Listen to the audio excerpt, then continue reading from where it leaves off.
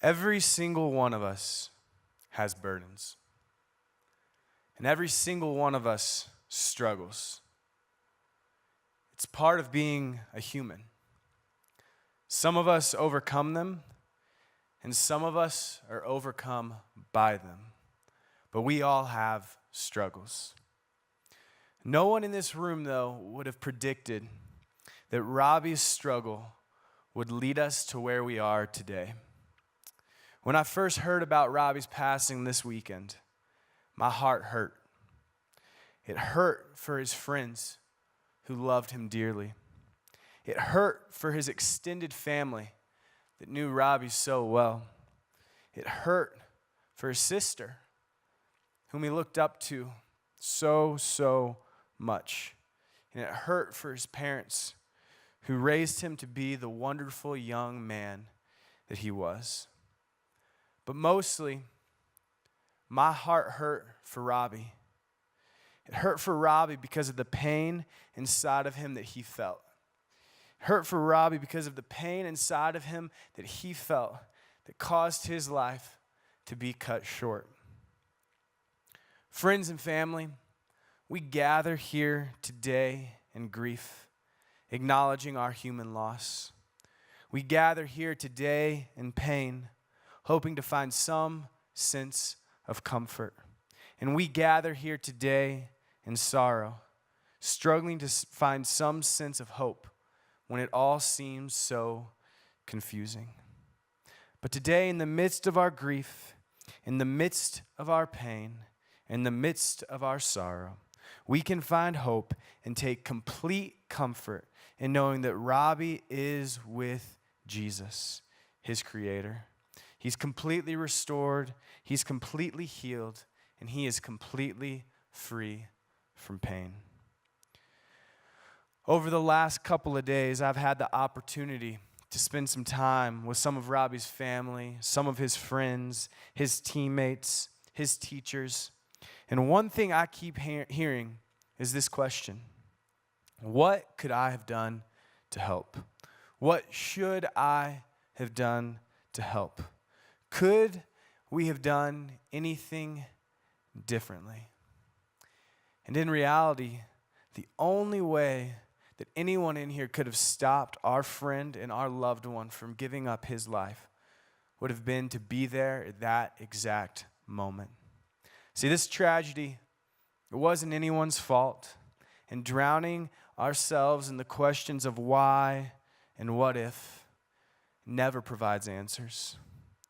Those questions have a way of heaping more guilt and more pain upon us. Focusing on who's to blame does nothing to change the fact that our beloved Robbie is gone. So today our goal, it's not to find answers, it's not to judge.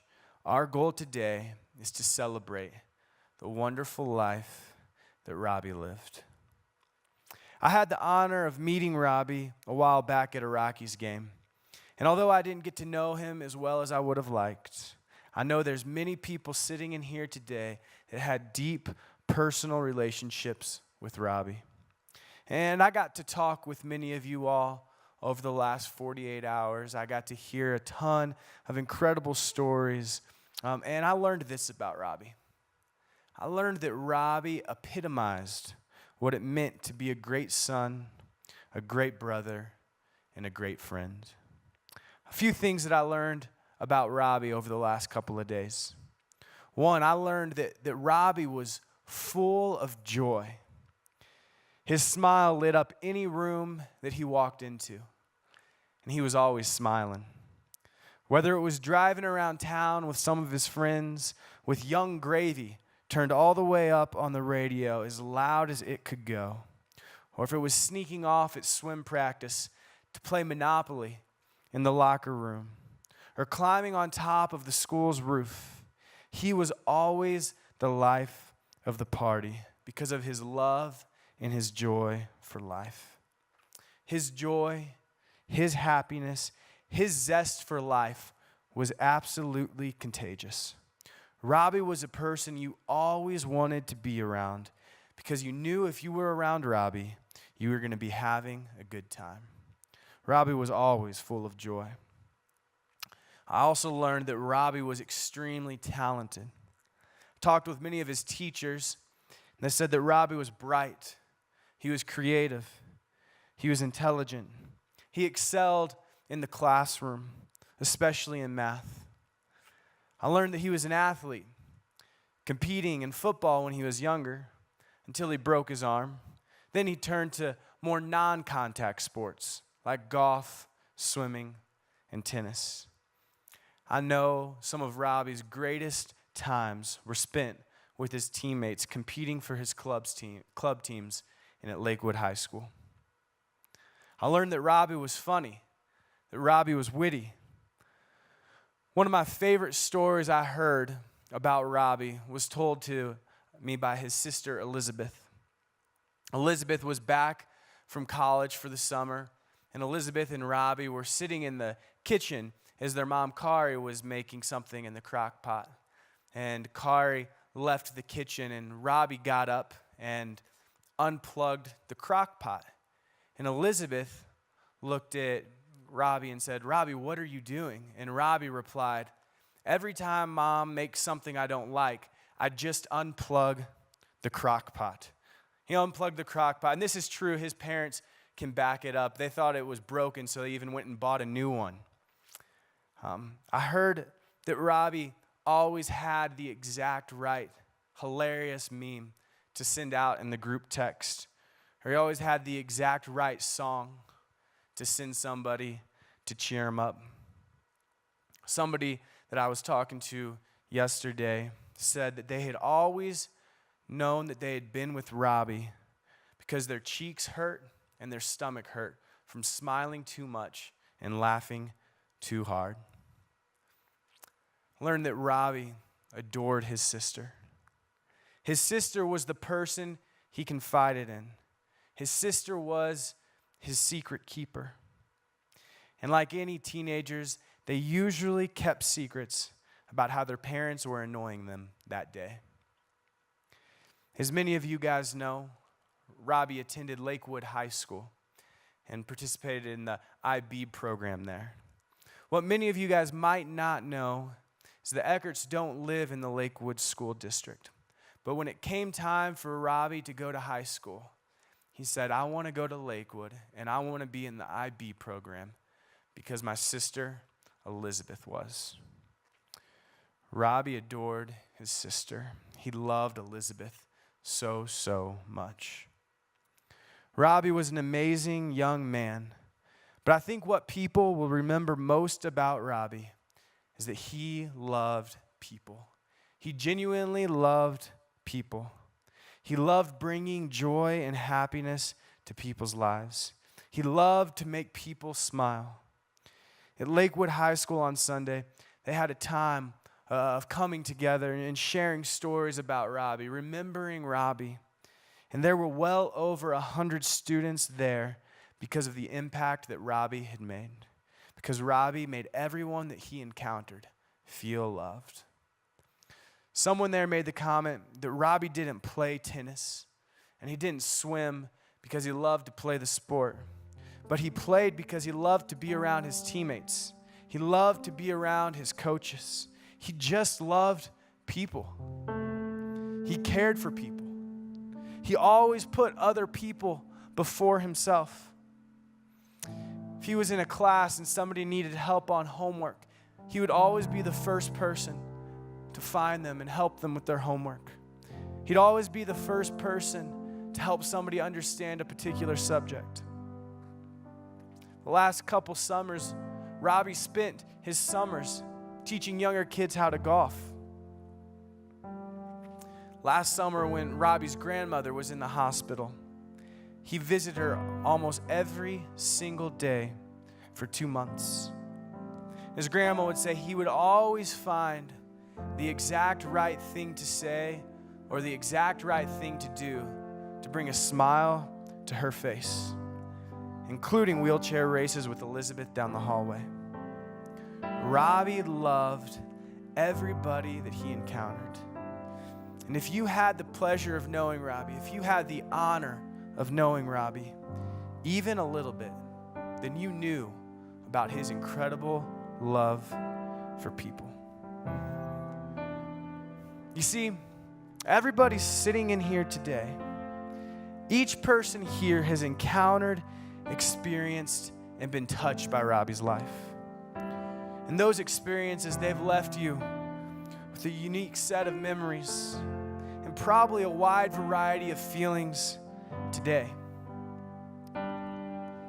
Maybe some of you guys are sitting in here today and you're sad.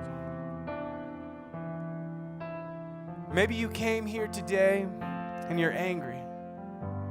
You're confused. You're hurt. You're lost. Every single one of us grieves differently. And though the grieving process can be and will be very difficult at times, I want you to know this. I want you to know that we are not alone. God is with us. Matthew 5:4 says, God blesses those who mourn, for they will be comforted. What has happened this week is terrible. It is absolutely terrible. But God is a good God, and I believe today He wants to comfort some of you if you would choose to turn to Him. I understand the sorrow, the pain, the hurt, the anger that comes from the loss of a loved one. And guys, it is okay for you to feel these things. God is okay with you feeling these things towards Him.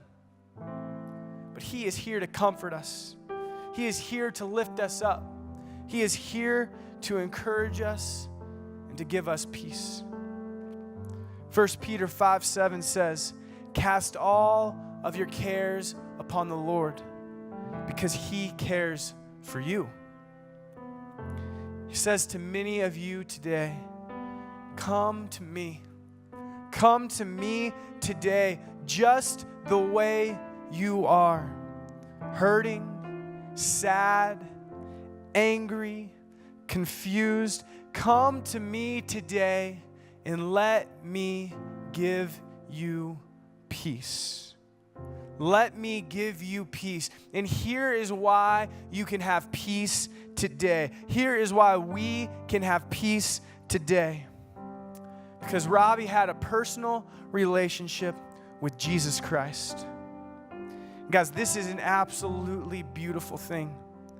Because of Jesus' worst day, Robbie's entire life won't be judged because of his worst day.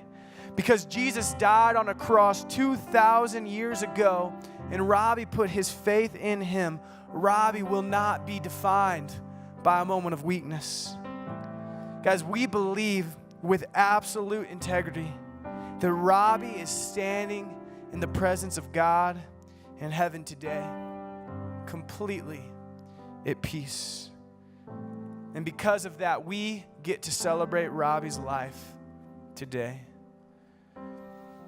Revelations 21:4 says, He will wipe away every tear from their eyes. There will be no more death. There will be no more mourning.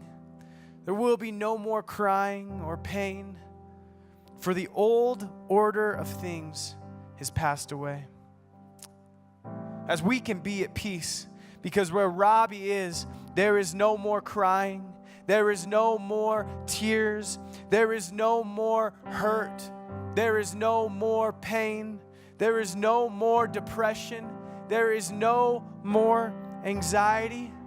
Where Robbie is, Robbie has been made perfect and is resting in the loving arms of his heavenly Father. And I want everyone to find rest in that today. I want everyone to find comfort in that today. I want everyone to find hope in that today. When you all walked in here today, you probably found a little cup with a piece of bread on the top. And if you don't know exactly what that is, we call it communion or the Lord's Supper. And Robbie's family, they wanted to end with this today. And the reason that we're ending with this today is because communion signifies hope. Communion represents hope. It represents Jesus' broken body on the cross. Communion represents Jesus' body being broken so that ours could be made new. Communion signifies hope because it says that no matter what trials, no matter what tribulations, no matter what struggles, no matter what moments of weakness come our way, that we are victorious over those moments, not because of anything that we can do or will do, but because of everything that Jesus did on the cross. Because of what Jesus did on the cross, we now have hope. Hope that someday we'll get to see Robbie again. Hope in eternal life with Jesus Christ. Hope in a place where there is no more pain. There is no more crying. There is no more depression. There is no more anxiety, and there is no more death. Today, we have a hope. So for the next few minutes, the band is going to play behind me. And as the band plays, I want you guys to think about this hope. I want you to think about this hope that we have because Jesus Christ went to the cross for us. And if you choose to participate in communion today with us, I would ask you to take that as the band plays. And then we're going to go into a video tribute for Robbie.